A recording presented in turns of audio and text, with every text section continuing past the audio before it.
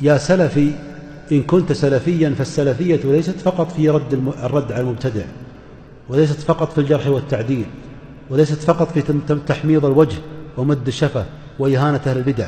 السلفية حتى في قيام الليل، السلفية حتى في المواظبة على الصلوات والسباق إلى الصف الأول، السلفية في الخشية من الله، السلفية في سكب الدموع والخوف والبكاء والوجل من رب عز وجل، السلفية في رحمة الصغير وإقراء الضيف والكرم، السلفية في الحلم في الصبر، السلفية تكون في بر الوالدين وفي صلة الأرحام. السلفية كالإيمان، كما أن الإيمان 70 شعبة أعلاها قول لا إله إلا الله وأدناها إماطة الأذى عن الطريق، فكذلك السلفية أعلاها التوحيد والسنة والعقيدة والثبات على أصول الإسلام، وأدناها الآداب حتى لو كانت آدابا يسيرة، من إماطة الأذى عن الطريق، من الإعانة المحتاج، من إغاثة الملهوف، من إقراء الضيف، من خدمة الصديق. هذه السلفية الحقة.